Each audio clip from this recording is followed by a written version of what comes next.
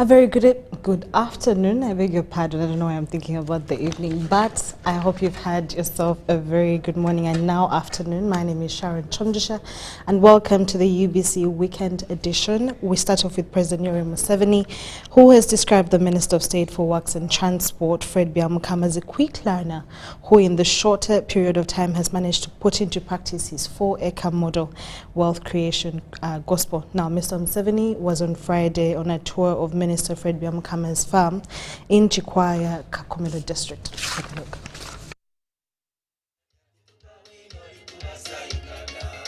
Chikwaya Primary School grounds in Kakumiro district was the place to be on Friday afternoon. President Yoweri Museveni arrived to a thunderous and memorable welcome. He was here to launch the 4-acre model as piloted by Minister of State for Transport, Fred Byamukama.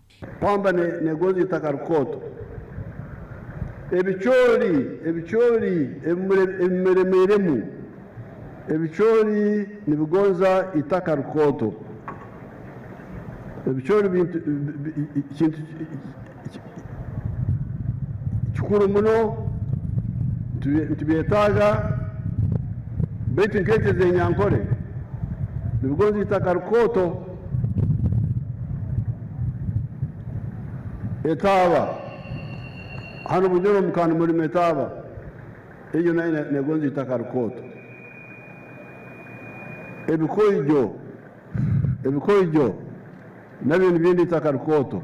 His explanation rotated around proper and optimal land use with various farming enterprises. Na bwekyo tukasomesa abantu ti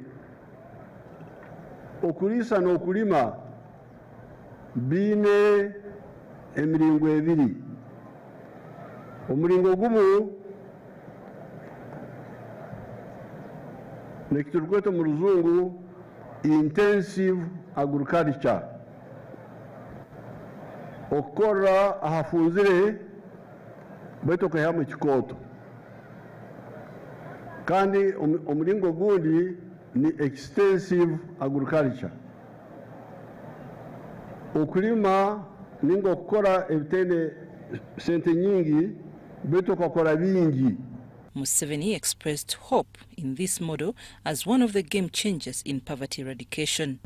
Hati ensobi eri hamuntu itaka rutoito kukora ebirikwetenga okukora hakoto. This is the ahonu hikibaro kirikufuera nena netano narabo mu Uganda yona tena itarakie nanu kahikaho na nkani kose rugambo okurembeka okose kibaro omukasuma kunubye rugambo binabe ninkozesa. Earlier, other leaders advanced similar messages to the public. Abokuba obutunguru nakyo kirime ekikuleta esente nyingi. Nja kuweereza video abokuba abantu babe bayizireke barora. Tutandikire ente tutandikire n'ebintu ebindi.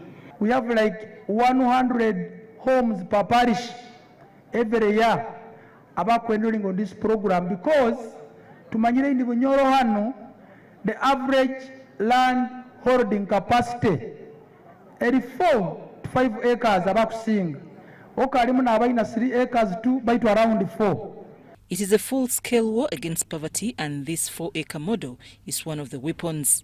So we should utilize the smallest piece of land that we have to earn. And that's why the president is insisting on the 4-acre model. It now remains to be seen how far locals will go in embracing this model. I'm Nafka Farida and Henry Krut. In more stories during the week, Speaker of Parliament Anita Netamong has expressed the need for dialogue and cooperation between Uganda and the Democratic Republic of Congo to resolve the conflict in the country. Now, while speaking to a delegation of members of Parliament in her boardroom at Parliament, Among pledged Parliament of Uganda's unwavering support towards ending the conflict in DRC.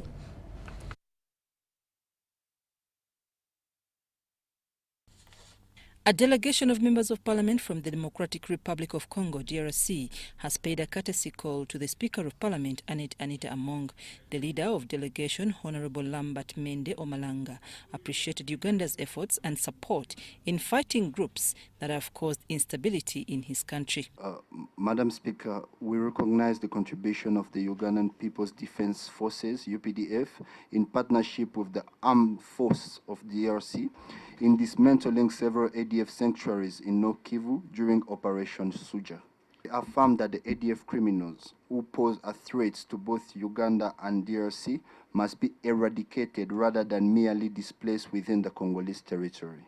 Additionally, the recent arrest in a Ugandan refugee camp of recruiters from the M23 and AFC underscores Uganda's credibility as a partner in addressing the Eastern DRC crisis. We appreciate Ugandan efforts and urge the imposition of strengthened sanctions on these criminals. He said they seek Uganda's perspective the DRC can take to ensure peace and stability. DRC members of parliament also propose finalizing a bilateral framework between the DRC and Uganda. We propose formalizing a bilateral consultation framework between the DRC and Uganda, composed primarily of elected representatives from the border provinces. This body will evaluate and monitor mutual commitments every 6 months.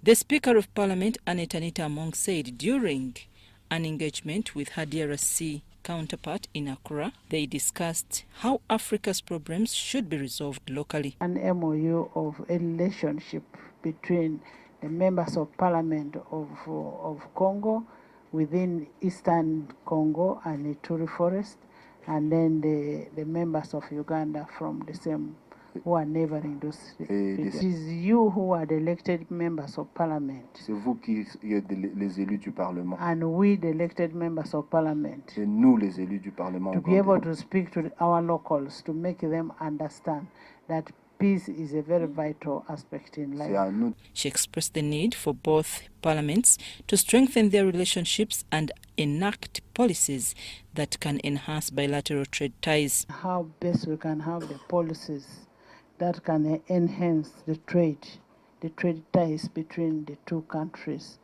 And of course, for you to do that, you should be able to have free movement of people. And the free movement of people can only come out once you have the peace. Among used this opportunity to extend her invitation to her DRC counterpart to come and engage with her and the President of the Republic of Uganda on how to end the conflict in the DRC. I'm Nafka Farid and Gloria Guitabinji at Parliament. Due to the current rainy season in Bunyoro and Great Chibale, the Prime Minister of Uganda, Robert Nabanja, has decided to establish a standby and all-year water dam in Kakomero district. According to the Premier, this dam will not only serve her interests, but the neighborhood will also benefit from its services. Watch. Intercropped with onions. We want to take advantage of the onions. This is a 10-acre model farm belonging to the Prime Minister of Uganda, Robert Nabanja. It's Narobani 4. Located in Kakomero district, the farmer's major burden has always been water, mainly during dry seasons. Banana plantation sits on 2 acres. To address the water challenge, Kasingo Water Dam has been established by the Premier, mainly for irrigation. I want to appreciate the Ministry of Agriculture, Animal Industry and Fisheries for the technical guidance. There's nothing I've done without the guidance of our technical people. This is just a few meters away from her main farm. Government yateeka ebbali sente okuyambako abantu okukola irrigation systems zino. Aleetayo ebitundu 25 government neteekako sente. Era kye nakoze wano. Naleese ebitundu 25 government nange. Ebyuma bibadde bya government si byange. Ebyasimye wano. So amazima gali ntaddemu naye government yetaddeko ekisinga. A 24-hour standby solar system has been put in place to supplement the hydroelectric power source. Genda kubeera powered by solar.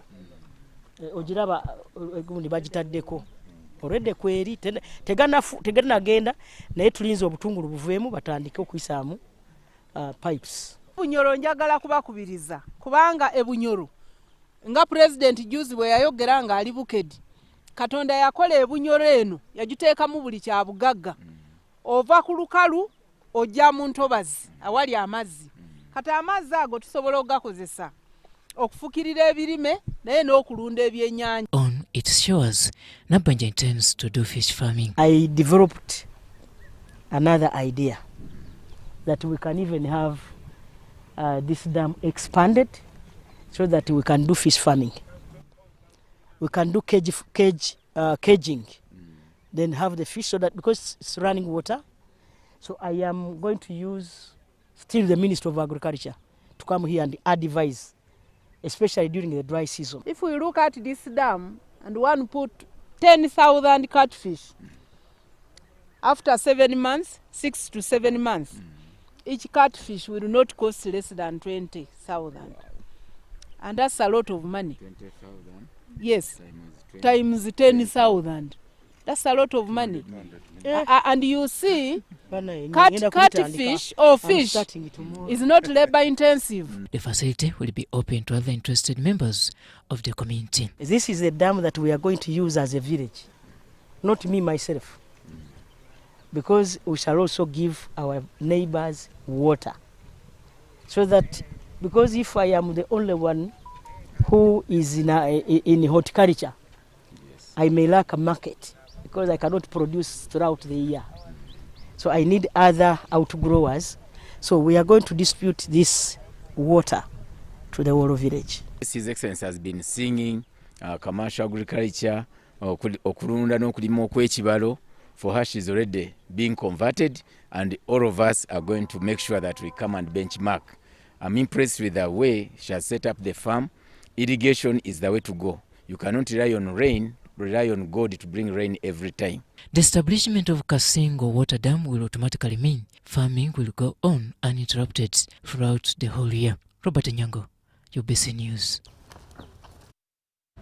St. Catherine's Girls' School in Lira City is appealing for 1.5 billion Ugandan shillings to construct a safe space for girls. The school, which has a long history of academic excellence, is currently grappling with limited accommodation for its growing student population. Saturday, the first Deputy Prime Minister and former Speaker of Parliament, Rebecca Kadaga, visited the school and where she studied in the 1970s. During her visit, of course, she contributed 50 million Ugandan shillings towards construction of a new girls' dormitory. And Lord God, we know that by your power... In 1971, during the political turmoil when Idi Amin overthrew Obote's government, Rebecca Kadaga was a student at St. Catherine Girls' School. We were surrounded by soldiers for over 3 weeks because they thought we were going to riot because of the coup, but we're here just as students. We're not relatives of Dr. but we're just here as students. Over the years, the school has nurtured many prominent leaders, including Lady Justice Catherine Obura of the Court of Appeal, among other notable figures. Known for its exceptional academic achievements, St. Catherine has attracted a large students' population, creating an urgent need for expanded infrastructure. More especially congestion in the dormitory. At times you knock yourself with the boxes and then you get some injuries. We need some space for us. And even our classes. The head teacher revealed that 9 classrooms have been converted into dormitories, yet students still face severe congestion. It is our appeal for this girl child to gain and achieve and learn in a safe and free environment. We needed construction of the dormitories that would set free the classrooms. A fundraising campaign has been launched to raise 1.5 billion shillings to construct a 400-bed dormitory. Parents have been tasked with building one section, while the alumni led by their patron and former student Rebecca Kadaga will handle another section. Kadaga herself contributed 50 million shillings towards the project. I will commit 50 million shillings to that construction so that our children can live in better hostels than the ones we had, perform better. Right now, we already have the foundation already constructed, but we intend to construct 4 levels of the dormitory. But we want to start with level 1. In a show of solidarity, several members of parliament and alumni participated in a 10-kilometer fundraising run. And those who care for the rural schools upcountry like this, that please come and give a hand. Our girls have got to live in a decent environment. The number of Ugandans who have to go to school are increasing every day. They cannot sit and wait for wage. Lira City Mayor Sam Atul called on the government to focus on strategies to restore the lost glory of Uganda's traditional schools. Edi Olwa, UBC News. Chinese President Xi Jinping has called for inclusive economic globalization and stronger regional cooperation at the APEC CEO Summit in Lima, Peru. Mr. Xi told the summit that cooperation, innovation and inclusivity are the key components to a prosperous future.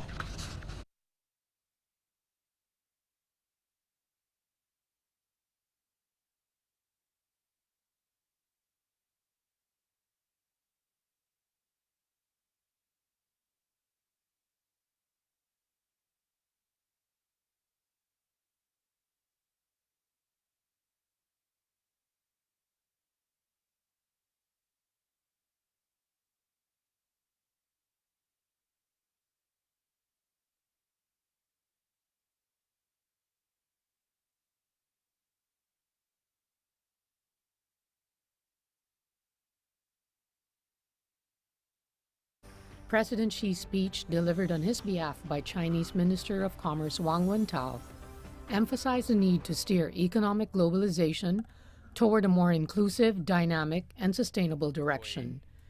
He warned of rising unilateralism and protectionism, threatening global progress, and called for collective action. President Xi said innovation is a driving force for economic growth. He said emerging technologies like artificial intelligence can boost productivity and foster inclusive development, especially in supporting developing nations. The president also highlighted reforms in global economic governance. President Xi proposed the principles of joint planning, building, and sharing to better reflect the evolving economic landscape and amplify the voices of the global South. Xi Jinping said people's well-being must be prioritized along with economic growth. He said globalization must promote balanced development and equal opportunities for all. President Xi also encouraged active participation in China's Global Development Initiative to support the 2030 UN Agenda for Sustainable Development. He also underscored the Asia-Pacific region's critical role as an engine of economic globalization. He reiterated China's commitment to global economic recovery through the country's comprehensive reforms and high-quality development. He reaffirmed China's commitment to green development, citing milestones in renewable energy and carbon reduction as part of global climate action.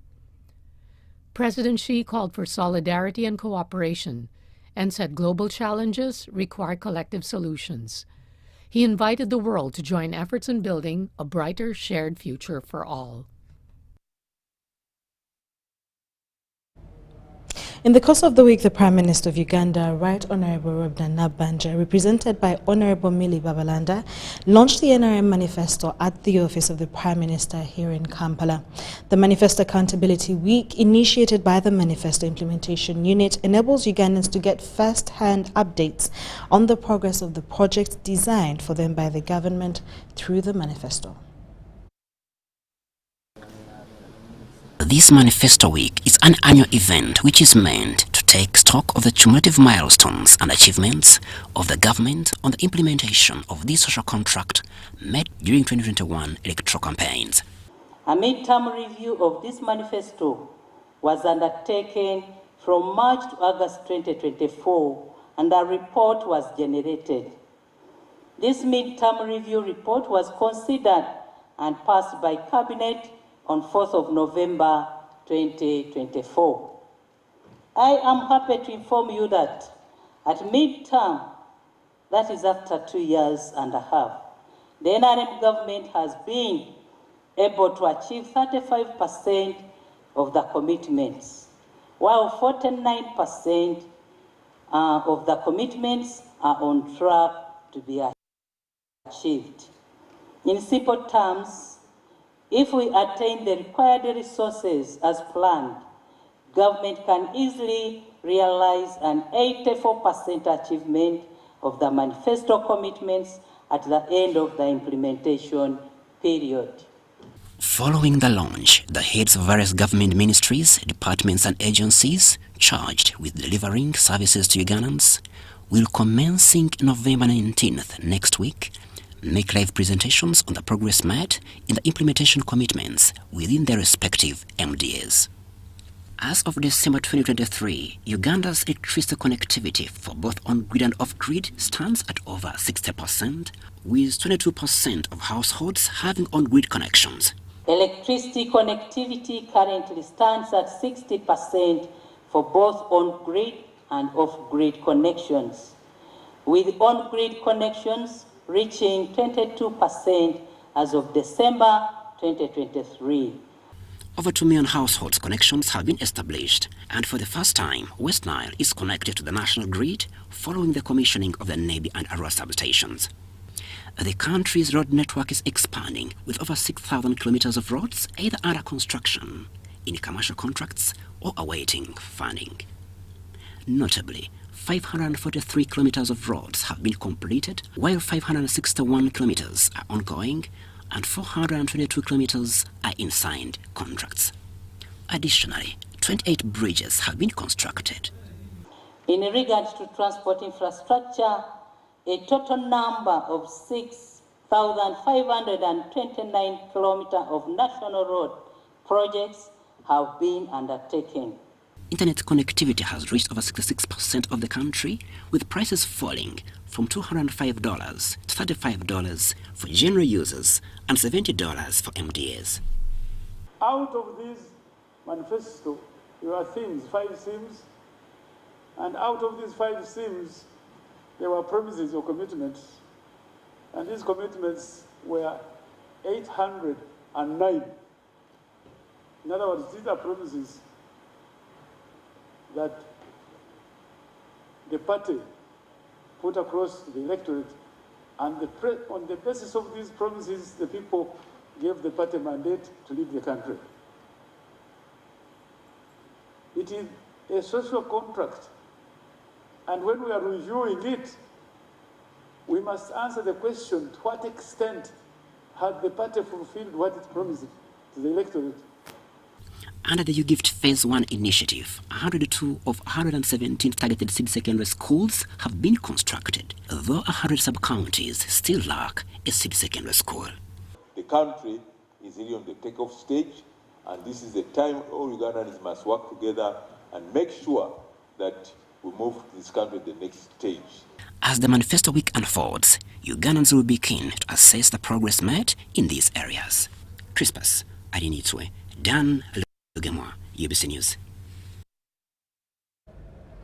Kisoro district held a by-election on Thursday to elect a new woman member of parliament after the passing of the former member of parliament and state minister for defense and veteran affairs Sarah Mateke-Nyirabashitse in September.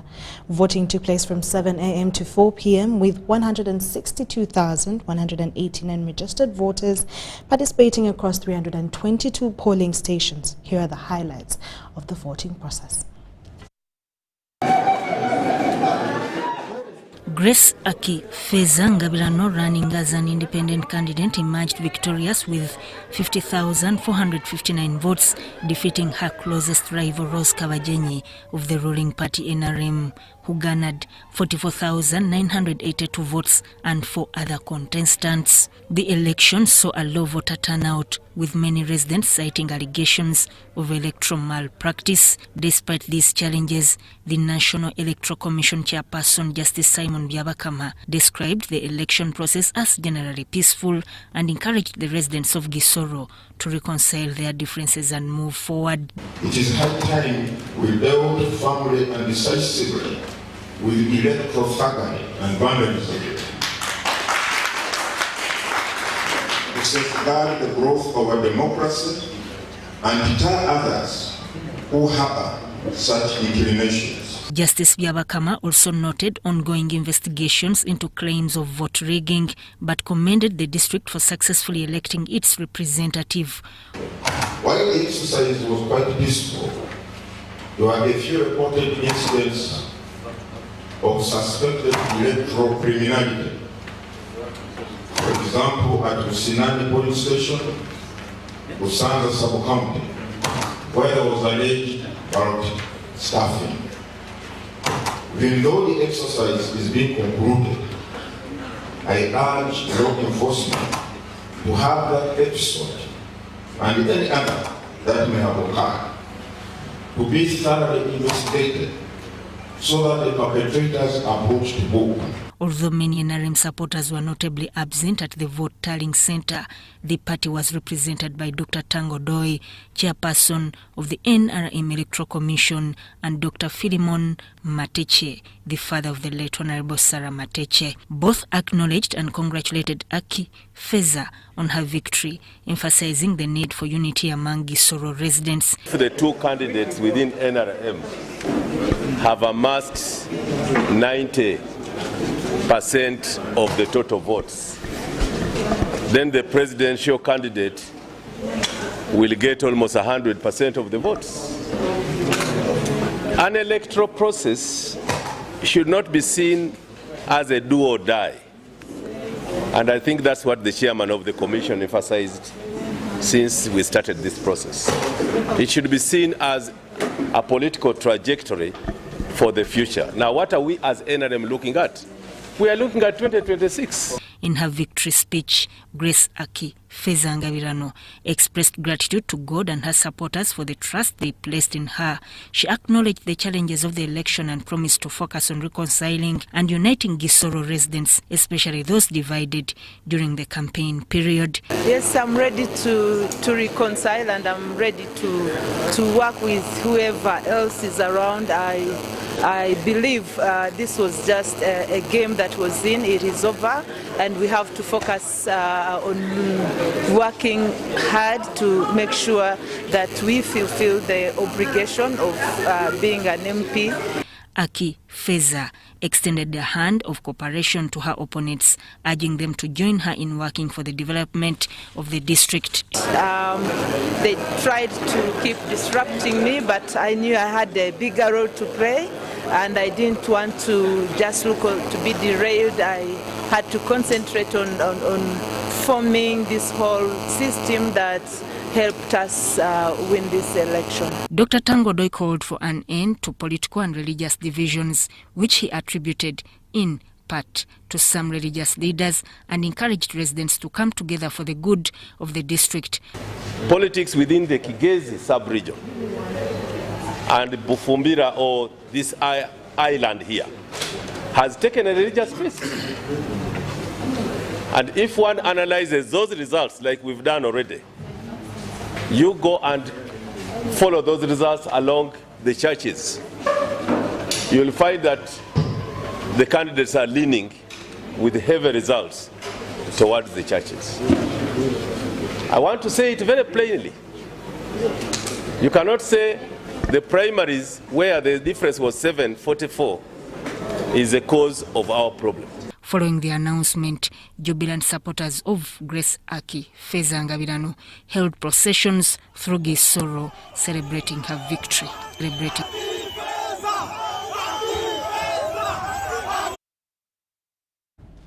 Congratulations. Now, the Police, Fire Brigade, Ministry of Health and Malta International have launched a fire safety training program for students and school principals intended to prepare school communities for quick and effective action in the unfortunate event of a fire.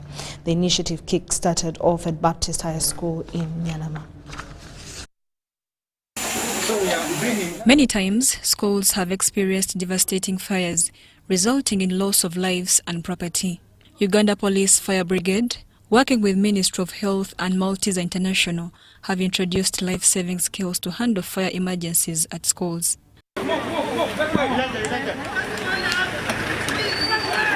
The training includes practical demonstrations on how to use fire extinguishers, identify fire hazards, and implement evacuation protocols. Students and school administrators were briefed on preventive measures to ensure fire safety on school premises. In order to show even these students what procedures or standard operating procedures or protocols they should follow. There is what we call the fire action plan. What are you supposed to do when you see fire immediately? It was noted that these life-saving skills prevent casualties from further injuries and bleeding which could claim their lives. The intention of this drill is to improve the efficiency of multi-agency response in disasters and also in mass casualty events such as this. And the purpose of this is to ensure that we can have speedy response to minimize casualties when these events do happen. And it's a learning lesson for us so that next time we can do better than this. The Director Baptist High School, Ndugwa George Williams, underscored the need to scale up such programs in communities, noting the critical role government has to play. And would want everybody to be aware. And these people cannot be aware unless the government takes the lead. The government should help to lead the sensitization, lead the trainings, and probably help not only the society, like schools, but the people who have put their lives in line to saving other lives. Mary Namkose, Joseph Muyingo, UBC News. The public has been urged to embrace a body exercise as a way of preventing diabetes. According to health experts, diabetes is caused by poor diet, overweight or obesity and genetical inheritance. This was during the belated celebrations of World Diabetes in Arua City, organized by Lions Club of Arua to celebrate and create community awareness on dangers of the disease and how it can be prevented. And for the Lions of Uganda and also Lions Club of Arua, we agreed to have it today, 17th of November, which is a Sunday. And it is basically to create awareness to the public about diabetes. There are many people who actually don't know that they have the disease. By and large, why Lions is doing this is because this is one of our core service areas. Apart from vision, apart from environment, hunger, diabetes is one of our core areas. That is why we have thought it wise to really partner with many organizations and partners to ensure that we tell this information to our communities. If your parents, your father, your mother, or your grandfather has been having diabetes, then the likelihood of you having diabetes is also there. And it comes specifically when you conduct yourself in certain ways. For example, if you don't do exercises, then you can get the diabetes. It can develop.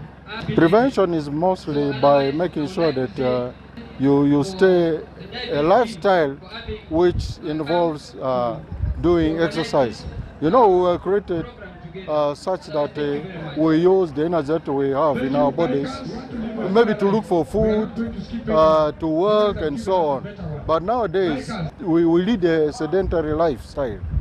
We don't do exercise, we move, every time we are moving with either borders or in vehicles, we don't exercise a lot.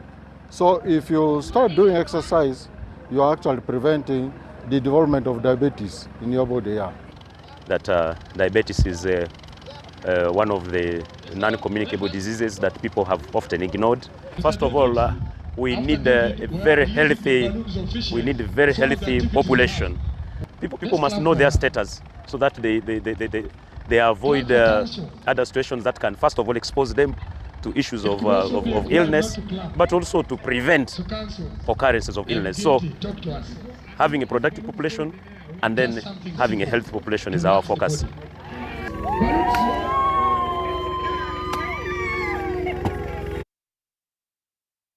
Uganda is set to host the East African Local Government Forum starting on Monday, November 18th, 2024.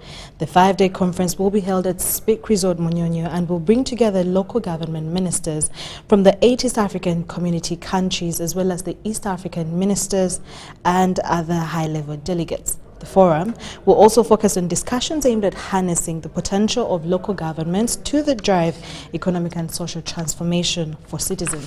Uganda's Minister of Local Government, Raphael Magezi, will assume the chairmanship for the forum, marking the first time Uganda has taken on the leadership role since the forum's inception in 2012.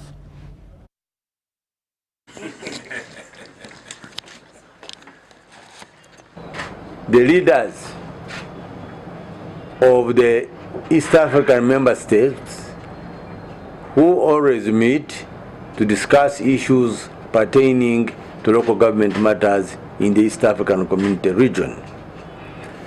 The delegations from the various countries will be led by the ministers of local government, decentralization and devolution, together with the ministers of East African Community in the member states with their permanent secretaries.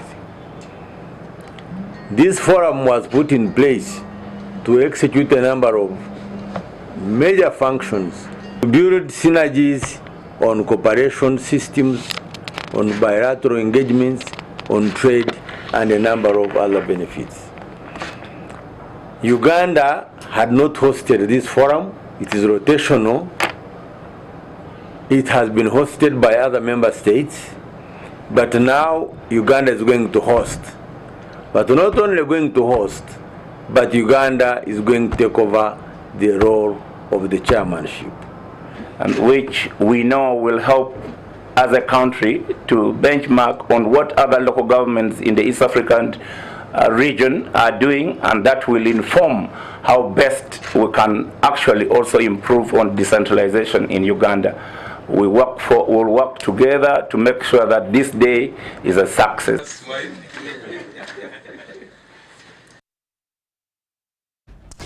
Uganda National Bureau of Statistics, UNBS, Friday launched the African Statistics Week with this year's focus on being education. This year's theme is supporting education by modernizing production of fit-for-purpose statistics.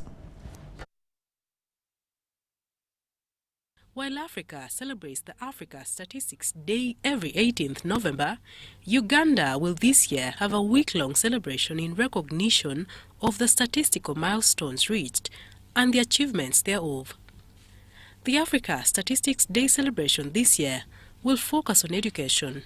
This time round is on the education sector and how data is critical in generating development and generating policies which are critical for the, enhancing our education sector. As an information officer or communication officer, don't hide down at the table. Because when you hide down at the table, there will be so many. Actually, while we are talking of 224, NTV game was talking of 219, I think BBC was talking of 300. So it's up to you to come out in time. But as we continue, I'm going to show you why you think I was the way I was. If you saw me... Overview to journalists. So I would say a useful approach for journalists is to imagine statistics as if they were sources that are cunningly disguised as numbers. They can give you great stories if you ask the right questions, but equally, they can give you inaccurate stories if you don't particularly ask any questions or interrogate the figures. Out there need this data, they need the statistics to plan their lives, to make investment decisions. But not everybody can walk to Ministry of Finance to get this information. The decision to celebrate Africa Statistics Day on 18th November every year was made by the 25th session of the United Nations Economic Commission for Africa and the 16th meeting of African ministers responsible for economic planning and development in May 1990. Since then, the day has been celebrated across Africa with varying themes. Mario Nawori for UBC. The Assistant RCC Ginger City Northern Division, Paul Balidawa, is on a campaign of empowering men in Ginger District with life skills and economic transformation. In his view, Balidawa believes that the men are the head of their families and should be able to provide fully for their families. He launched the campaign in Wairaka, Ginger City, organized by Revival Glory Network, meant to empower men with economic skills and general discipline. M1 Gabo reports.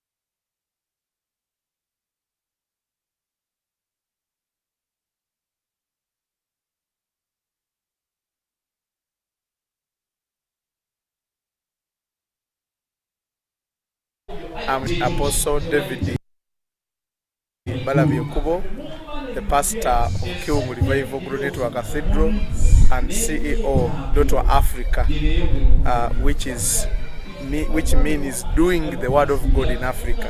This organization, we prepare men and we teach them and we mentor them to become real men God has designed them to do, teaching them their responsibilities as a man in their families, in the country, and also in the community. Because it has been a very big challenge that even men, when they are going in marriage, no one mentors them. Many men don't know their responsibilities, irrespective of their level of understanding, irrespective of their level of education, irrespective of their educational background, irrespective of their religious background. It is therefore very important that men are taught to work with God so that they can create their own employment opportunities to support their homes. The government, the NRM government, has brought up the PDM, the Parish Development Model, to help those men who have nothing so that they can start from zero. With that 1 million, they invest it, grow, so that they can join the money economy. Some of the challenges men get at home that women have forcefully taken over the responsibilities because they are working, and they are getting some money. They end up not listening to their husbands.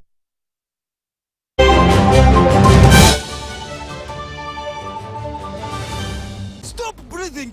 To be a winner, you must breathe only when necessary. Breathing is for losers. What is that? Did I give you permission to sweat? You can sweat in your free time. Push the arms straight. Winning is hard, but with MTN Momo, it's easy. Simply pay or shop with Momo for a chance to win mobile money every day. Use the Momo app or dial *165*3#. Uganda, are you ready to kick things up to the next level? The Uganda National Lottery brings you Sports Take 10. Predict the results of 10 football games and win big.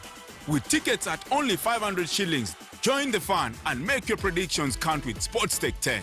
Sports Take 10, your ticket to football glory. Uganda National Lottery. Dream, play, win. Participants must be 18 years or older. Play responsibly. The Uganda National Lottery is operated by Ituba Uganda and regulated by the National Lotteries and Gaming Regulatory Board. Tuliku ground, Blascon, paint and win. This year, Blascon paint and win. Tuliku ground, Chicho, buy paint worth 100K. Get a scratch card, SMS the code to 7197. Stand a chance to win instant airtime, 1 million shillings bully day there, or a share of a 3 million shillings jackpot each week. What do you want the brand new podas, tuk-tuks, and so much more? Catch the paint and win action every Monday on Bukede One, NBS, and Sanyuka TV. Blascon, color your world. The Ministry of Health informs the general public that there are some cases of Mpox detected in Uganda. The ministry, working with partners and affected district local governments, are doing their best to contain the situation. The signs and symptoms of Mpox are body rash, fever, general body weakness, headache, sore throat, nasal congestion or cough, and swollen lymph nodes. You can prevent yourself from getting infected with Mpox by avoiding close contact with people who have been confirmed to have Mpox or who have signs and symptoms of Mpox. Avoiding touching or sharing personal items like beddings, eating utensils, phones, or other belongings of a person who has the signs and symptoms of Mpox. Avoiding contact, including eating, with all wild animals, alive or dead, especially those known to carry the virus, such as rodents and monkeys, and those that appear sick or have been found dead. Getting vaccinated if you're among those who have been identified to be at high risk of Mpox infection. Mpox is treatable and usually goes away after 2 to 4 weeks. However, it can be severe, causing even death, especially among children, pregnant women, and those with other health conditions. For more information and support, contact your nearest health worker. Call the Ministry of Health's toll-free line on 0800 100 066 or send a free SMS to YouReport on 8500.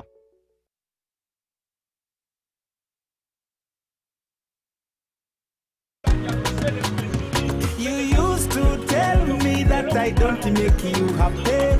All that time you would be complaining. I'll call you every day, yeah yo, baby dondolo. You can now get all the Chibuzi out with MTN voice bundles. Call all networks Kubei Dondolo. Buy a 25-minute voice bundle for only 1,000 or buy any daily voice bundle of your choice. Dial *100 *21 hash and select daily or use the My MTN app. When we talk together, we are unstoppable.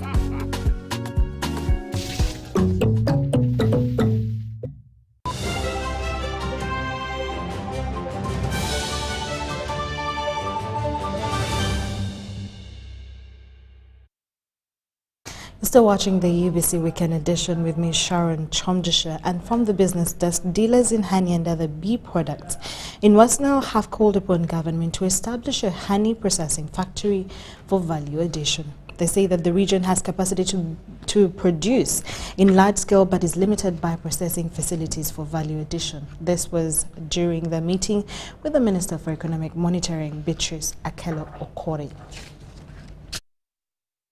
West Nile region is one of the regions that have surplus products from apiculture, with most of the products sold in raw form and have a small market. During an engagement with the Minister for Economic Monitoring, Beatrice Akelo-Okori, farmers involved in apiculture asked the government to build a processing facility to aid in value addition. Our main challenge is producing large quantity of it at that of a quality. If you are using our local method, you can process only 1 jerrycan the whole day. We have the market, but the challenge is the machines for processing. Their challenge is to have right equipment to do right job. In terms of knowledge, they are having. Then on top of that, if they have capital that they can make them to now export from Arua to Sweden by themselves. Machine ni joto avuzuya amawaksi de drisi. Te mate dia I. Mupi pati oba konzepya mwa milio da hivyo makwa maza Lete divini amobi amani waksi danze amadi DPM obivino nyita masini sinde. The minister was visiting Muni University to monitor development and commercialization for bee products, a project funded by government. The project was collaboration between the government of Uganda through Ministry of Science, Technology and Innovations and the Muni University, where local bee farmers and sellers were trained in value addition and marketing.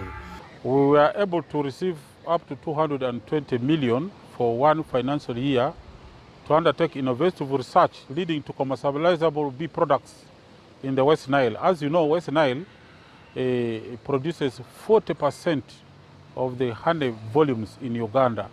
So it was interest for us to have this project in West Nile. We worked with the 3 districts, Arua, Koboko, and Zombo.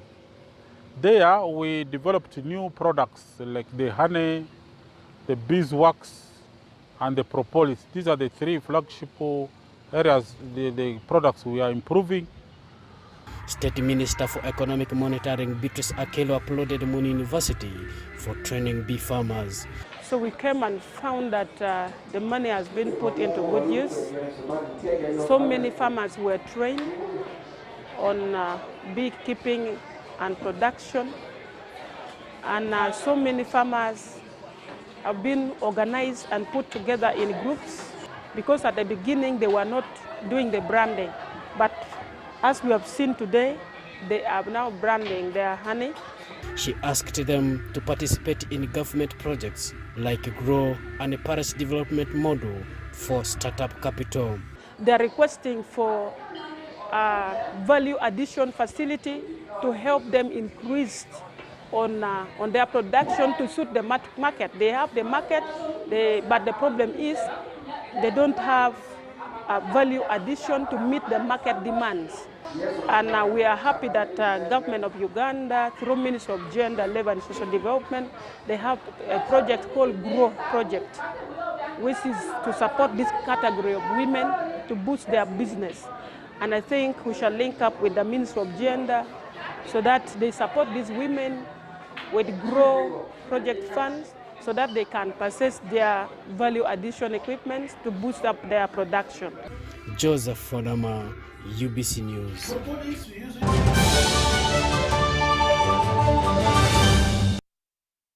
There is myths that so many of you live by. If your eye is twitching, it means you're going to see someone you like. If it shines and rains at the same time, it means a leopard is giving birth. If your hand is itching, it means you're going to get money. If you see an owl, it means somebody's gonna die. If you hear of a disease outbreak, just know it is in a village district at the border next to some suspicious country. You will want to scratch that last myth, because Mpox is in 19 districts and Kampala is among with dozens of cases. Please stop going around checking anyone's hand. Mpox kills. Protect your loved ones.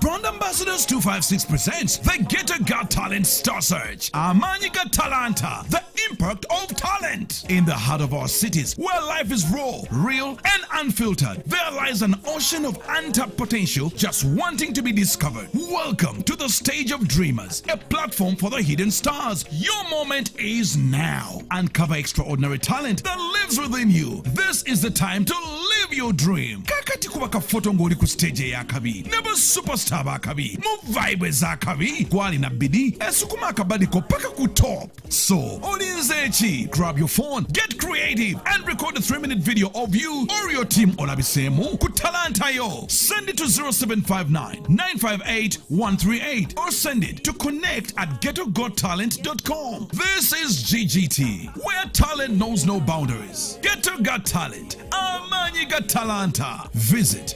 www.gettogottalent.com.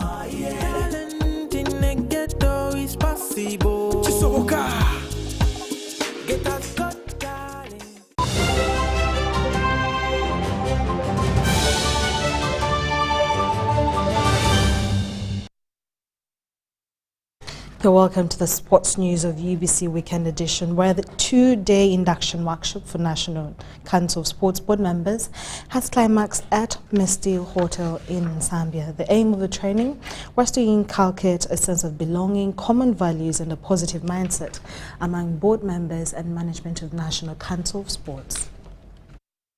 And head and management heads. And it's very important because it equips us with the different skills, the different information that we can use to make decisions, because we are the people in the driving seat of National Council of Sports, and therefore if we have a full vision, it means that our decisions will be decisions that can take National Council of Sports. For example, we have been looking at procurement policies, we've been looking at mindset change, and we've been looking at the roles of board members and heads of departments, which means that we shall further streamline, certain issues that is good for National Councils.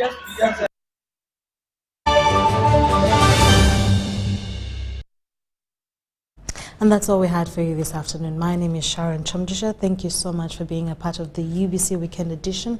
Stay tuned to UBC TV for more programming coming your way. Bye-bye.